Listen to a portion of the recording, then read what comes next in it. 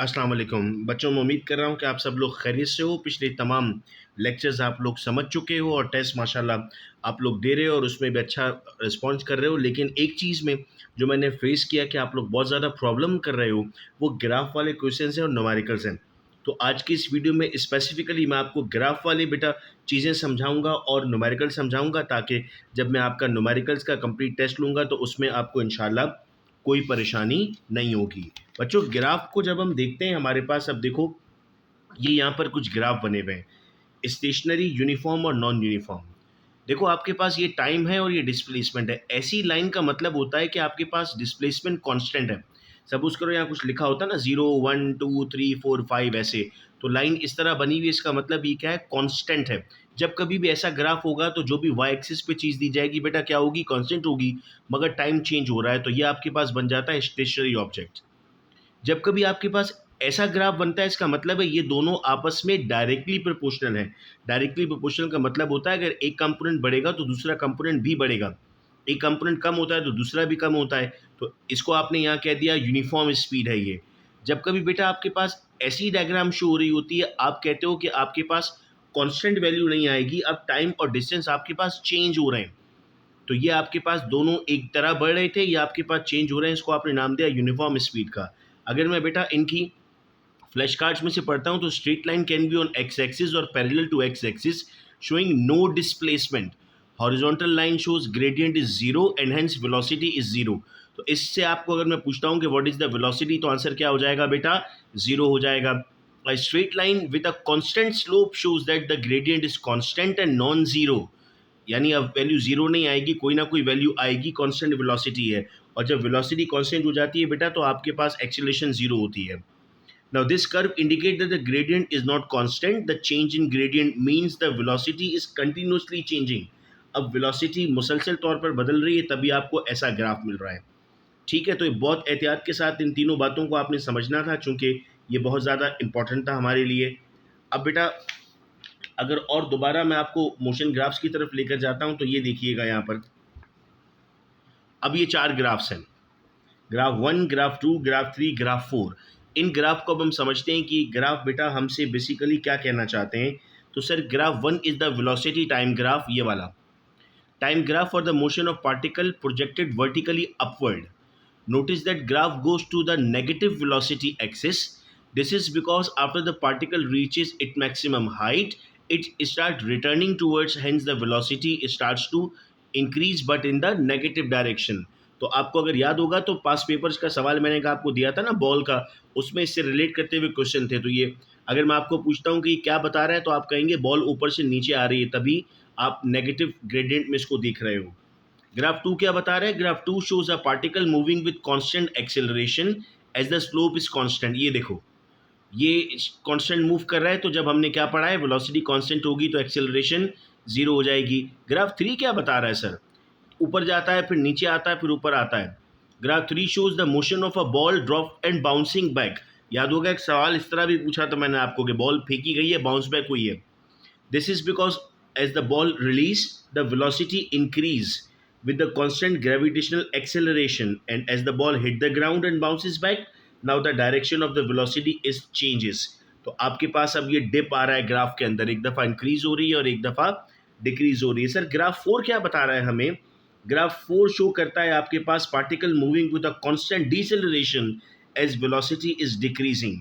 अब ये डिसेलरेशन क्या होता है सर, डिसेलरेशन का मतलब होता है नेगेटिव ऑफ एक्सेलरेशन, यानी एक्सेलरेशन की वैल्यू के साथ अगर मैं माइनस लगा दूं तो उसे क्या नाम दिया जाएगा सर, उसे डिसेलरेशन का नाम दिया जाएगा। ठीक है, अब बेटा आते हैं हम न्यूमेरिकल्स की कुछ स्टेप्स पर, क्योंकि इसमें भी हमें बहुत प्रॉब्लम हो रहा था। तो आइए बेटा अब हम देखते हैं हमारे पास न्यूमेरिकल बेस में क्या ट्रिक्स होंगी। सबसे पहले तो फार्मूला आपको पता होना चाहिए, फार्मूला में कौन क्या है और पेपर में किस नाम से आता है मेरे बच्चों, ये भी पता होना चाहिए। तो v is equal to s upon t. S क्या है, डिस्टेंस या डिस्प्लेसमेंट, टी टाइम है और v वेलोसिटी या स्पीड के लिए हम कह रहे हैं। ए क्या है, डेल्टा वी अपॉन टी है, जिसको आप v f minus v i upon t भी कह सकते हो, या v f is equal to v i plus a t भी कह सकते हो। अगर फ्री फॉलिंग बॉडी है तो ए जी से कन्वर्ट कर दोगे मेरे बच्चों। ठीक है, अब यहाँ पर आओ टिप्स पर। अगर कहीं लिखा होगा ना न्यूमेरिकल में बॉडी स्टार्टिंग फ्रॉम रेस्ट, तो आप वी आई जीरो कर दोगे। जब वी आई आप ज़ीरो कर दोगे तो आपके पास फॉर्मूला सारे वी आई गायब हो जाएंगे, ये वी आई गायब हो जाएगा, ये बन जाएगा। ये वी आई गायब हुआ तो टी भी गायब हो जाएगा ना, टी चाहे जितना भी क्यों ना हो, जीरो से मल्टीप्लाई होगा तो ख़त्म हो जाएगा। ये 1/2 जीरो को फॉर्मूला श्रिंक हो गया, और यहाँ से भी वी आई आपका गायब हो गया, तो ये आपका वी एफ स्क्वायर बच गया। अगर कह देता है कि a body comes to rest, या ब्रेक अप्लाई हुए, गाड़ी रुक गई है, अब वी एफ ज़ीरो है, अब उन इक्वेशंस में से आपने वी एफ निकाल दिया तो वी आई बराबर हो गया माइनस जी टी के। एस पे कोई फर्क नहीं पड़ा, यहाँ पर वी आई था नहीं, और 2GS बराबर हो गया माइनस वी आई स्क्वायर के। अगर कहते हो यूनिफॉर्म वेलोसिटी है तो ए कितना हो जाएगा सर, ए ज़ीरो हो जाएगा। तो पहली इक्वेशन क्या बन जाएगी, v f is equal to v i, यानी final velocity, initial velocity, average velocity, instantaneous velocity, सब की सब क्या हो जाएंगी, सब की सब बराबर हो जाएंगी। फिर s is equal to v i t plus 1/2 g t square था, ये ए है आपके पास, ये पूरा जीरो हो जाएगा, तो क्या बन जाएगा, s is equal to v i t बन जाएगा। और फिर आता है v f square is equal to v i square. हम कहते हैं सर यहाँ से भी 2AS पूरा गायब हो गया, क्योंकि ए आपके पास जितना ज़ीरो है तो सब चीज़ें क्या बन जाएंगी, ज़ीरो बनेंगी। फिर प्रोजेक्टाइल पे मेरे बच्चों ये बात याद रखना कि प्रोजेक्टाइल मोशन पैराबोलिक है, और इस पाथवे को ट्रेजेक्ट्री कहते हैं। मैक्सिमम रेंज कितने पर है, 45 पर। Double of the maximum height इस रेंज, ये बेटा टोटल रेंज है, ये हाइट है। तो जब आप इसको कहते हो कि ये इसका क्या है, तो ये आधे और डबल का ताल्लुक है।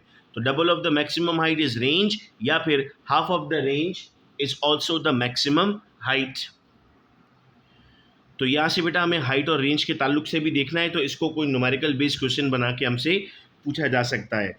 फिर एक और सवाल बेटा पेपर में आता है कॉम्प्लीमेंट्री एंगल्स को लेकर, हमें कहा जाता है कि इनमें से कौन सा सेट ऑफ एंगल बराबर है। तो याद रखना बेटा इस बात को कि इक्वल रेंज आने के लिए कॉम्प्लीमेंट्री एंगल्स का सम अगर 90 आता है तो बराबर होता है। अभी मैं कुछ एमसीक्यूज भी आपको सॉल्व करवाऊंगा जो इन्हीं फॉर्मूलाज पर बेस कर रहे होंगे। और ये आपके पास वर्क, एनर्जी और पावर के लिए बेटा फॉर्मूला है, work is equal to f dot d, power is equal to डब्ल्यू अपॉन टी, और f dot t upon t, चूंकि डब्ल्यू एफ डॉट डी के बराबर है। काइनेटिक एनर्जी 1/2 mv स्क्वायर है, और पोटेंशियल एनर्जी mgh है। आओ बेटा अब हम कुछ एमसीक्यूज की जानिब बढ़ते हैं कि वो एमसीक्यूज जिनमें अगर हम ये फॉर्मूला लगाएं तो हमारे पास किस तरह से सही आंसर आ सकता है। अब यहाँ पर सवाल आ गया, sir what is the displacement covered by a ball in second when it is drop from a height of 10 metre. देखो जिस हाइट से फेंका है उस हाइट को हम क्या कहेंगे, उस हाइट से नीचे गिरा है ना, जब वो उस हाइट से नीचे गिरा है तो ऊपर, इसका मतलब है कि वो आपके पास रुका हुआ था, तो आपके पास इनिशियल वेलोसिटी क्या हो गई, ज़ीरो। आपके पास फॉर्मूला क्या आया, s is equal to v i plus 1/2 AT square. V i तो ज़ीरो हो गया पूरा, देखो बोला नहीं था लेकिन आपने जूम करना पड़ेगा ना यहाँ पर। तो फॉर्मूला क्या बन गया, s is equal to A/2 t square, यानी 1/2 टी स्क्वायर। अब आप इजीली इसको कैलकुलेट कर सकते हो, नॉर्मल वैल्यूज इसमें पुट करके आप आंसर निकाल लोगे कि फर्स्ट सेकंड के लिए आपके पास आ जाएगा 5, सेकंड के लिए आपके पास आएगा 20, इन दोनों का डिफरेंस ले लो तो 15 आ जाएगा आपके पास। तो इस तरह आप इस आंसर तक पहुंच सकते हो। अगर आपसे अब मैं ये कॉम्प्लीमेंट्री एंगल वाला सवाल पूछता हूँ कि वो किस तरह आता है पेपर में, तो ये देखो सवाल पूछा हुआ है, which of the following angle pair would have equal range. 60 + 40 कितना होता है, 100, ये नहीं हो सकता। 35 + 50 कितना होता है सर, 85, ये नहीं हो सकता। 45 और 25 कितना होता है, ये होता है सर 70, ये भी नहीं हो सकता।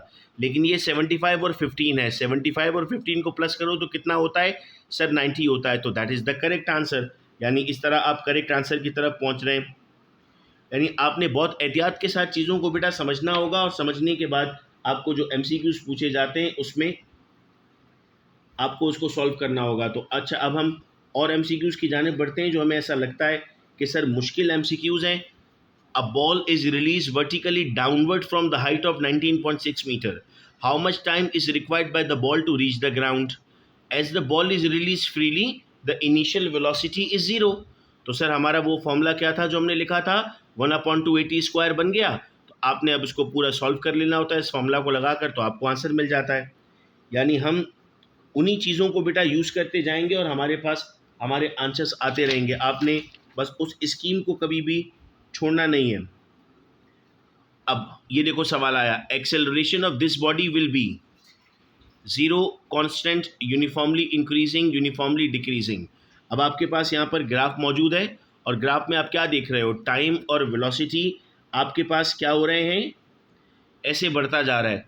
जितना टाइम बढ़ रहा है उतना आपके पास वेलोसिटी बढ़ रहा है। तो हम कहते हैं sir as velocity is increasing uniformly the slope of curve which is acceleration is constant. जो स्लोप बनेगा यहाँ पर वो कांस्टेंट आ जाएगा। तो आपके पास इन्हीं सब चीज़ों से हमारे पास क्वेश्चन आता है। अब ये एक और क्वेश्चन देखते हैं बेटा। अ कार एट रेस्ट मतलब वी आई कितना हो जाएगा, zero. Start moving with linear uniform increasing velocity after 20 second it attain the maximum velocity of 80। What is the distance covered. अब आपको क्या क्या चीज़ें मिल गई सर, आपको वी एफ मिल गया, आपको टाइम मिल गया, आपको वी आई मिल गया। आपने एक फॉर्मूला से ए निकाला और उसको पुट करके आपने दूसरी तरफ चलेगा, यानी आपको स्ट्रांग होना होगा। अब बच्चे कहते हैं कि सर इसमें तो कैलकुलेशंस आती हैं और कैलकुलेटर के बगैर जब हम कैलकुलेशन करते हैं तो उसमें हमें प्रॉब्लम होती है, उसको कैसे सॉल्व करना होगा। सपोज करो बच्चों, अगर अब आप लोगों को डिवीजन करना है 20 और 16 का, तो इसका आंसर क्या आएगा। तो सबसे पहले तो आप ये देखते हो कि सर आपके पास सिंपल 1 तो आंसर आएगा ही आएगा, चूंकि सिंगल डिवाइड होता है तो आपके पास 1 आंसर आता है, ठीक है। मतलब ऊपर 16 होता तो आंसर 1 तो आ ही जाता आपके पास। अब ऊपर क्या चीज़ ज़्यादा है, ऊपर 4 ज़्यादा है। 4 और 16 का क्या ताल्लुक है, हम कहते हैं सर इसका चौथा हिस्सा है, ये फोर्थ पार्ट है। तो फोर्थ पार्ट है इसलिए आप इसको क्या कहते हैं, फोर्थ पार्ट है इसीलिए आप इसको कहते हैं, यहाँ पर आप लगा देंगे 0.25। तो ये आप 20/16 क्या आता है, 1.25 आता है। अब इस 1.25 को सर हमें मल्टीप्लाई करना है 22.4 से। ये अक्सर केमिस्ट्री में ऐसी कैलकुलेशंस आती हैं। अब सर इसका क्या आंसर होगा भाई, अब क्या करना है, पहले तो 1 को मल्टीप्लाई करो। तो 1 को जब मल्टीप्लाई करोगे तो क्या आएगा, 22.4 आएगा। अब ये आ गया बेटा 0.25। 0.25 का मतलब क्या होगा, इसका चौथा हिस्सा, ठीक है। इसके चौथे हिस्से से क्या मुराद है, 22.4 को अगर मैं 4 टुकड़ों में तोड़ता हूँ तो मेरे पास बनेगा 5.6, 5.6, 5.6, 5.6। 4 बार तोड़ दिया बेटा मैंने इसको। जब इसको 4 मरतबा तोड़ा तो मुझे क्या करना था, मुझे एक हिस्सा इसमें जमा करना था। तो ये 22.4 को जब मैं एक हिस्सा जमा कर देता हूँ तो मेरे पास आंसर आ जाता है 28। तो 1.25 को जब मैं 22.4 से मल्टीप्लाई करूँगा तो आंसर क्या आ जाएगा बेटा, आंसर 28 आ जाएगा। इस तरह की कैलकुलेशंस में आपको स्पीडली सॉल्व करना होता है। अब अगर मैं आपको कहता हूँ कि हमें किसी सवाल में ऐसा वक्त आ जाता है कि 20 का अंडर रूट लेना है, इसका क्या आंसर होगा 20 का अंडर रूट का। देखो अगर ये 25 होता तो इसका अंडर रूट 5 आता, अगर ये 16 होता तो इसका अंडर रूट 4 आता। अब ये 16 और 25 बीच में आ रहा है ना, तो इसका अंडर रूट भी 4.5 समथिंग होगा।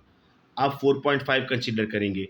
ये अप्रोच आपको कैलकुलेशन के लिए लेनी पड़ेगी, तब जाके बगैर कैलकुलेटर आप सॉल्व कर सकेंगे। अब अगर पुराने टेस्ट आप ओपन करते हैं और ड्राइव से आप बुक देखते हैं, अब इन न्यूमेरिकल्स को सॉल्व करने की कोशिश कीजिए। इंशाल्लाह अब आपको इन न्यूमेरिकल्स को सॉल्व करने में कोई प्रॉब्लम नहीं होगी। नेक्स्ट वीडियो लेक्चर में हम और डिफरेंट टॉपिक को समझेंगे। अपना बहुत ख्याल रखना मेरे बच्चों। अल्लाह हाफिज़।